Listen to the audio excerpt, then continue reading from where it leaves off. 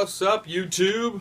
Mike from Mass Aquariums. Sunday night, and I'm pumped because the Pats won yesterday. I was at the game, and it was a nail biter, but that's neither here nor there, especially if you're not a Pats fan. I just wanted to give you guys a quick update on the 75. CO2 has been running for almost 2 weeks, and I have seen the difference. My valves, now that I stopped using the flourishing CO2, which if anybody is not aware that it just valves, any type of valve scenario does not do good with the flourishing CO2. It just melts them. I've almost tamed them to deal with it, but the amount of melt back is really not worthy. You know, it's not.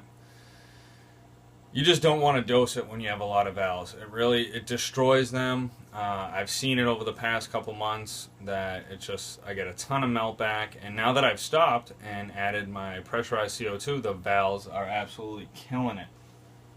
Just in a couple weeks, these ones in the middle are all, boom, right to the top.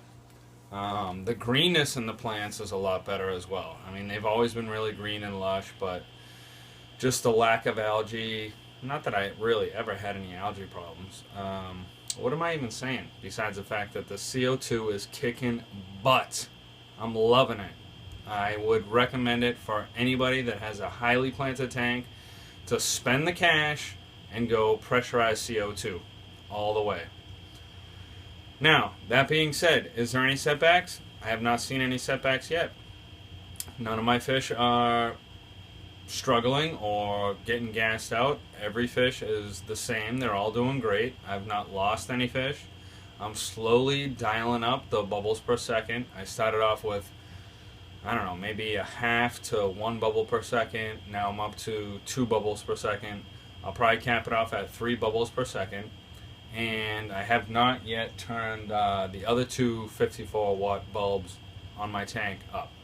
Now, this ST International light comes with 4 54-watt T5 HO bulbs. And the great thing about this light is you can control it. You can turn 2 on or turn 4 on. So I've only had 2 on. I'm slowly going to bump everything up as my bubbles per second go up. I'm going to slowly increase my lights.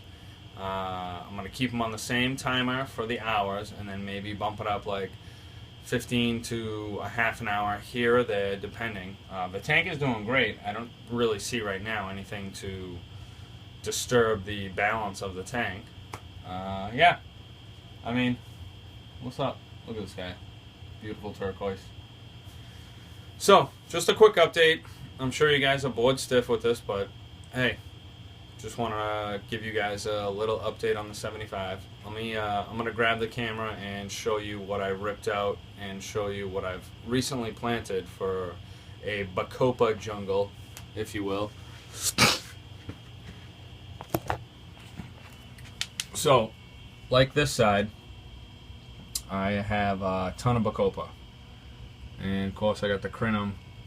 The valves are doing unbelievable. I mean, as you can see this side, how short these are.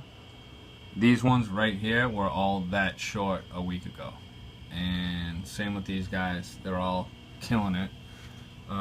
This whole side, I completely ripped out all the Ludwigia rippings. I was sick of it. You know, I got a ton here, which was doing great. There's another one over here. But I was just sick of it, and I have an idea in my head on what I want to do. Like this whole Bacopa jungle, in a couple weeks, maybe 6 weeks, will be all the way up to the top. Hey, what's up? Look at this beautiful angel with his fin that's slowly been getting killed by his buddy. But actually, this guy's like a year and a half. I've had him since the beginning. So I hate to. Oh, here's his buddy, ready for the attack. Yeah, this Bacopa. I want to get this Bacopa all way back in the tank. All this I want it growing up to the top so it fills this whole right side. And then I have kind of the right going down and then back up to like over here. The Cypress Hellfire too is a great plant. I love it. It grows really tall, kind of like Val, but it's thicker, and I love the way it waves around in the circulation pump. Really cool looking plant. Yeah. So I have planted all these pearl grass or pearlweed, and they're already producing runners. Like, I planted a ton, oh, sorry about the focus, folks. Planted a ton of stems, almost 40 individual stems, and they're already, I don't know if you can see like the babies. There's a little runner in right there, runner. There's another couple runners. So I'm hoping that, as you can see, like, they're kind of tall, but I'm slowly clipping them and replacing them. But look at all the little runners they're already producing, like the baby runners. So I'm hoping this whole front will carpet with the CO2. But who knows? We'll see. As far as crinum being a background plant, I got this guy in the foreground, and I love the way it looks. I got this huge crinum in the back. It looks awesome as well, but you can also put these in the foreground. A lot of people think these are strictly background plants, but I think it looks good just as much in the foreground. It gives a little depth, and I do love it. Do we have an Australian / turquoise face-off? No, of course not. All these rainbows get along super good. So, that's my update. Look at this platinum back here. I am getting another platinum. You guys know I love angels. And that's it. This is Mike from Mass. Bacopa Jungle. CO2. Killing it. Doing awesome for the tank. Everything is lush and beautiful.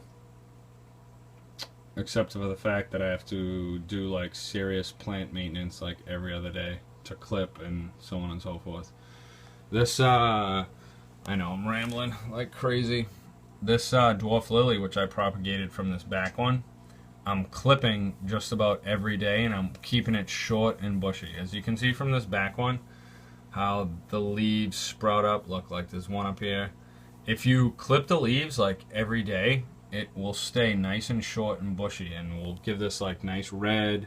They'll stay nice and red. They'll stay short and bushy, just like a bushy plant. This crep is super bushy. I clip these leaves all the time. And yeah, that's it, folks. Hoping to bore the shit out of you. Go Pats. Pressurized CO2, killing it. Mike from Mass. I'm out.